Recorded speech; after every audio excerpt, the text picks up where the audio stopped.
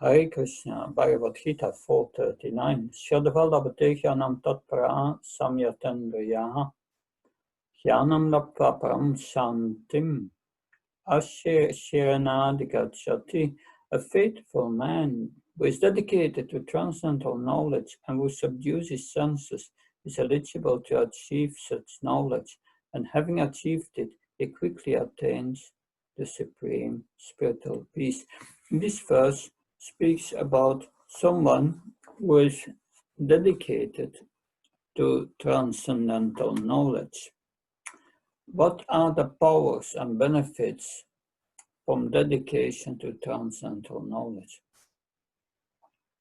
So, transcendental knowledge is received to oral reception, but one must hear it with attention.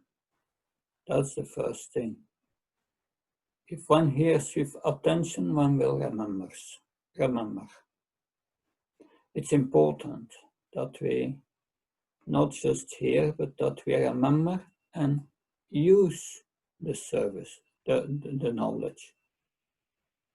Because every moment you don't act in Krishna consciousness, that moment will create future bodies. So it is important, this transcendental knowledge, because by this transcendental knowledge, we know what to be done and what not to be done, what is binding, what is liberating. So that's important.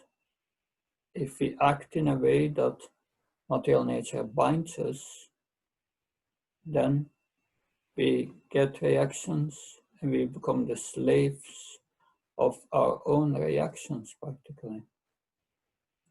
But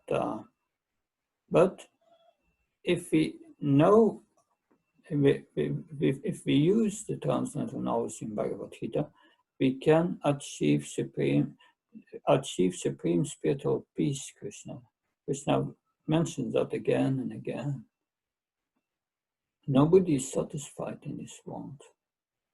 That they are all agitated, although they may present themselves as composed and controlled, but the little thing happened and they become angry, and it comes out when there are calamities, disturbance, that internally nobody is satisfied.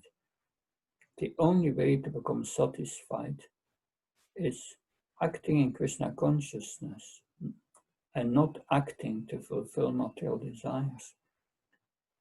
But what entangles us and what disentangles us, that knowledge is very important.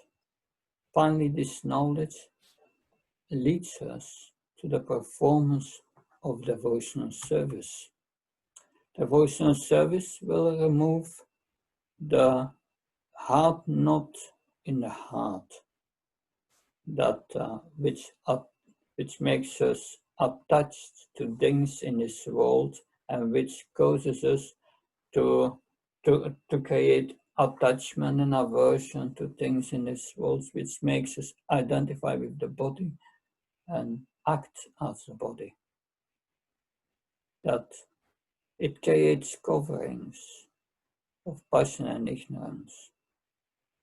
It's the influence of passion and ignorance which binds us to this world, which makes us suffer.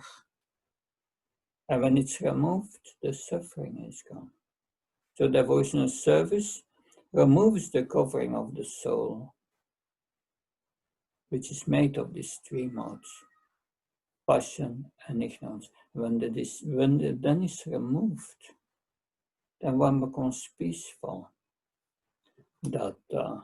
And transcendental knowledge takes us to devotional service, and it removes all our doubts. Yanyatya Sivarahyan. From devotion, from the performance of bhakti, comes causeless knowledge. We have the knowledge in Bhagavad Gita, tells us how to act. If we have faith in this knowledge, we follow Krishna's instructions, then we will get the realized knowledge from within the heart. But it starts with the knowledge how to act, what to do, what not to do. And then, when we always act in Krishna consciousness, follow these instructions of Krishna in Bhagavad Gita, then we will terminate the chain of fruitive actions and not take birth anymore. So therefore we should learn verses and hear with great attention, be very eager. And before we do something, we should think which verse of Bhagavad Gita just explains what to do. That you get opportunities for enjoyment. Immediately you remember, oh, these are opportunities for enjoyment, but Krishna is the enjoyer. I'm the secondary enjoyer. And if I think I myself the enjoyer, I will suffer afterwards. I will have to accept bodies and serve the circumstances which Krishna gives me based on my past actions. And I become the servant of my own senses and body and my own reactions. So a devotee has this knowledge and said, I don't want this. A devotee understands the subtle laws of material nature and the spiritual laws. He has much finer and deeper knowledge than the material scientists who are only concerned with gross matter. And you can test that this knowledge in Bhagavad Gita is correct. If you apply it, you will get the results that here are described, the benefits that are described in the scriptures. So please learn verses, hear the Bhagavad Gita, and remember these verses and understand, and then try to understand the practical application that here from Prabhupada explains the practical side in an ingenious way. Thank you. Have a nice day. Hare Krishna.